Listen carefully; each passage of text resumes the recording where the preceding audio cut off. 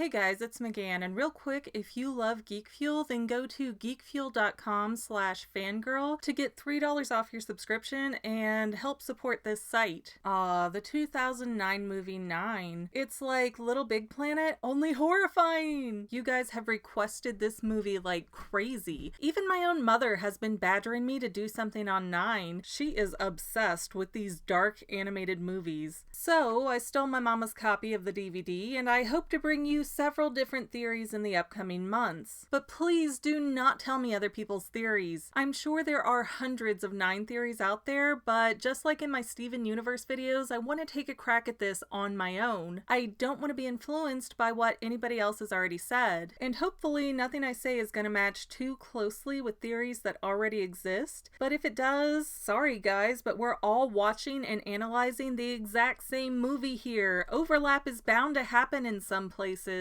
My dad actually came up with MatPat's Matrix within a Matrix theory back in 2003 while we were walking out of the Matrix Reloaded at the theater, but YouTube didn't exist back then to make him a millionaire. Anyways, if you're unfamiliar with 9, it seems to be set in an alternate timeline where a figure similar to Hitler won a great war by combining magic and technology, but those advances also wiped out humanity. So the scientist who was ultimately responsible for ending the world with his invention creates 9 little ragdolls who are charged with the task of carrying out humanity. I am not a particular fan of 9. I don't hate it, I actually appreciate all the detail work the film offers, but the story is severely underdeveloped, and it plays out like several short films have been stapled together, which might make sense because it's based on a short film, but I watched 9 again shortly after I exposed my daughter to Coraline, and 9 is just too bleak. Coraline has its ups and downs, but 9 just keeps going from bad to worse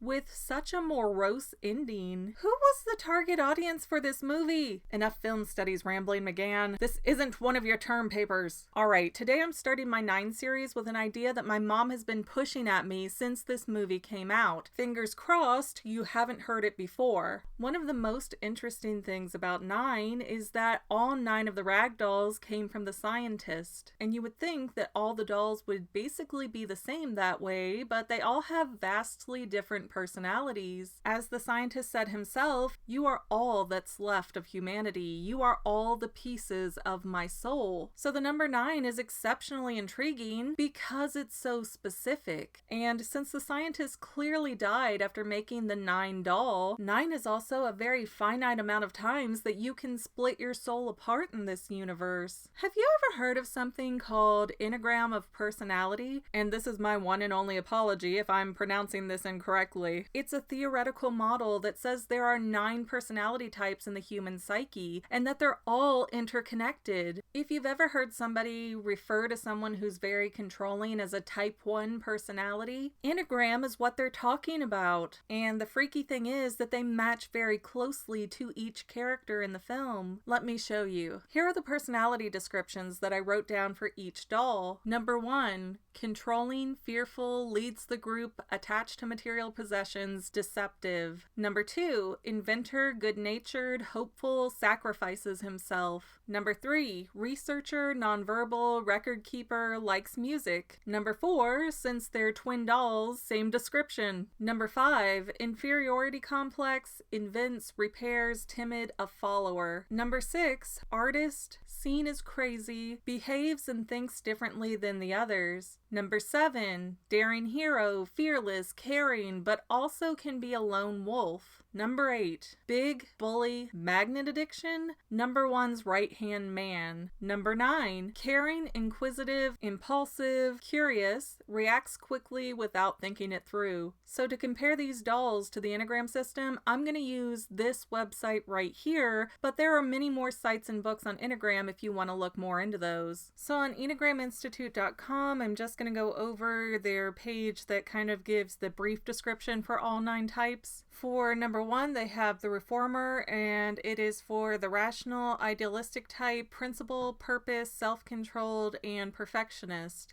Number 2, the helper, the caring, interpersonal type, demonstrative, generous, people-pleasing, and possessive. The achiever, success-oriented, pragmatic type, adaptive, excelling, driven, and image-conscious, which is actually a really neat detail because if you notice, the number 3 and 4 dolls, they don't really speak at all. They do everything in a lot of their record keeping and how they explain things visually. Number 4, the individualist, which is kind of funny since the number 4 doll in 9 was a twin, but the sensitive, withdrawn type, expressive, dramatic, self-absorbed, and temperamental, which...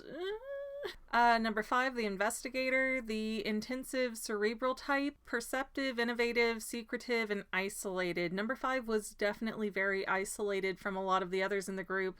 Number 6 is the loyalist, the committed, security-oriented type, engaging, responsible, anxious, and suspicious. Number 7, the enthusiast, the busy, fun-loving type, spontaneous, versatile, distractible, and scattered. Number 8, the challenger, the powerful, dominating type, self-confident, decisive, willful, and confrontational. And number 9, the peacemaker, the easygoing, self-effacing type, receptive, reassuring, agreeable, and complacent. So we don't have flawless matches here. I would say that 6 would maybe be a better number 4, but the director was after the twin aesthetic for some reason. I mean, you have 9 dolls that are all supposed to be different parts of the personality, but these 2 are identical. What? So the director probably made some changes based on the desire to have twins for the sake of having twins. My mother, who studies the Enneagram, insists that a type 6 personality is associated to paranoia, which I have to say would fit extremely well with the number 6 doll. But overall, there's no way that the characters of 9 weren't influenced by the Enneagram system. It just lines up way too closely. To go a few steps farther, this theory is also interesting in the order in which the dolls came to life. All of these personalities came from one scientist whose invention was used for evil, and that had to make him feel extremely guilty. So when removing different parts of his soul to make the dolls come to life, what does he remove from himself first? His need to control things. Type 1. Everything has already gone wrong and is completely out of his control. What's next? The scientist's desire to save those around him. The scientist knows that he made this mess. His work has sentenced every living being to die, and he can't fix it. So he has to expel the part of his personality that wants to save the world. Type 2. With those pieces of himself gone, the scientist spends years trying to combat his mechanical creation without the issues that a type 1 and type 2 personality cause. That's why 1 and 2 are so much older than the others. But when the scientist realizes that he will never win this battle, he creates dolls 3 and 4 at the same time, which throws away his need for results and his core purpose to undo the damage he's caused to the world. Type 3 and 4? Check. The last 5 dolls would have had to have been made quickly, one after the other. With each split, the scientist gave up more of himself.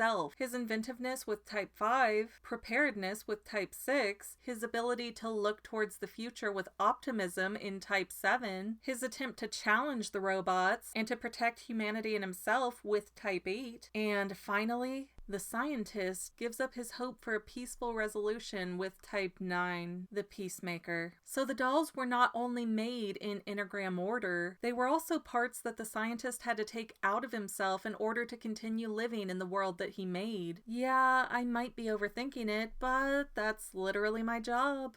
Well, that's all I have for now, but this video's not quite over yet. I get a lot of comments that say, do a theory on this topic, but I've already done those theories. So please consider going to my main channel page and clicking on the video tab so that way you can see everything I've done. You will probably find a lot of things you like that you never even knew that I posted. I want to let you know that I also have 2 other channels, Say Halo Goodbye Gaming and the Fanily Family Vlogs. Thank you so much for watching, and I hope you enjoyed enough to hit subscribe and share. I can use all the help I can get to let other people know that this channel exists. And if you made it this far, leave me a comment that says something like, hey, I made it to the end, and then let me know what kind of videos you want to see in the future. I can't make any promises, but the more people that request something, the more I can look into it. Okay, well, I love you. I'll see you in the next video.